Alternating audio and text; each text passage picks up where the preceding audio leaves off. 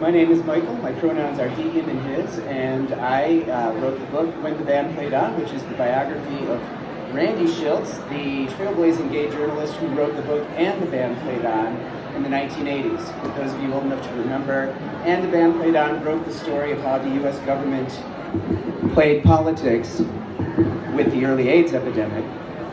And I was a doctoral student at the University of Minnesota in 2012, having worked in AIDS organizations for several years and having taken an interest in their history, especially in their origins in gay and lesbian community services of the 1970s, when urban gay communities were just starting to emerge and experience many of the conditions that people would later identify as the social disease around AIDS. Randy, I found through my historical research, was writing and sounding the alarm on many of those pandemic-level conditions by the mid-70s, and I was shocked to find that there was not a published biography at the time. So, after finishing my PhD, I made this my next project. It's been the last 10 years of my life and has just been published in the last 10 days by Chicago Review Press. The reading I'm going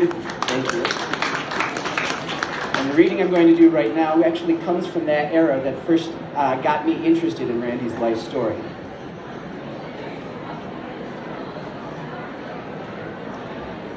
The idea came from several back and forth exchanges with Randy's news editor. The result would be longer and more intricate than any story he'd ever written, breaking the silence on an issue that hit decidedly close to home. Since its earliest issues, The Advocate had made brief mentions of the scattered community centers, social services, and Alcoholics Anonymous groups helping gays around the country. Tucked mostly into passing news briefs, the coverage was generally eclipsed by political news and an abundance of advertising for gay bars and bathhouses. Now, the paper's new investigative reporter was suggesting that addiction could be endemic to gay life itself. Out of sight, removed and at an uneasy distance from thought and conversation, the subject of alcoholism in the gay subculture has been ignored for far too long, Randy wrote, detailing in 8 tight pages the complicated conditions driving what experts considered to be an unrecognized pandemic. In 1975, Los Angeles social worker Lilene Fifield released findings from a 3-month study suggesting as many as 1/3 of that city's gay men and lesbians were either in a crisis stage or rapidly approaching that level of drinking. Though Fifield's findings came from an admittedly limited sample, Randy did his homework, corroborating her data with anecdotes from gay addiction counselors in Chicago, San Francisco, Kansas City, and Seattle. To say the least, Randy was tackling a risky subject, illuminating a darker side of gay life and questioning a community pillar, which also provided substantial ad revenue for The Advocate and other papers. Gay bars were big business, and Randy understood the culture all too well. The bar scene may serve a vital social purpose, he argued, but it also took advantage of customers' loneliness with cheap drink specials and free salty snacks to keep them thirsty.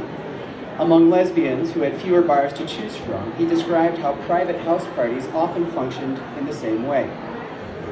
There are no new alcoholism stories, a gay addiction worker in South Carolina told him, just 150 variations on the same theme. Among the men he interviewed, Randy found a pattern: drinking to cope with being gay or having to keep it a secret, as a response to loneliness or distress caused by their job or family, or with a codependent friend or lover who would try to help by mixing cocktails after work, pouring some wine to calm the nerves, or keeping the liquor shelf at home fully stocked. It could take years to recognize the symptoms of addiction, and when gay alcoholics did seek treatment, Randy warned, they often find that nothing is there. Gay men and lesbians who went to mainstream treatment providers were often warned to conceal their identity, or that they'd have to deal with their homosexuality before tackling their addiction issues. Some were discharged simply for admitting they were gay. One solution, Randy suggested, would be to have more gay organizations staffed by gay workers who understood and could help other gay people with their problems. In a few short years, providers like Seattle Stonewall and LA's Gay Community Services Center had already expanded from tiny volunteer efforts to secure significant public funding. Beyond simply fostering acceptance of lesbian and gay identities, these mostly unknown workers helped people work through problems like depression, loneliness, addiction, mental illness, and homelessness. For those who completed treatment, Randy described a sense of optimism and renewal. The recovered talk of a rediscovered joie de vivre, amazing new reserves of energy, and, they all add, a startling and newfound appreciation of their sex lives. Still, he noted, treatment alone wouldn't solve a problem that was part of gay culture itself. Just as lesbians and gay men were working to liberate themselves from an oppressive society, so too would they need to liberate themselves from addiction. It was Randy's most extensive writing to date, longer than his King Lear thesis and harder hitting than his award-winning college journalism features. His tone, blending hard numbers with personal stories, hinted at familiarity with the subject matter. But on that point, Randy revealed nothing. At his suggestion, the editors added a disclaimer reminding readers of his nationally recognized work.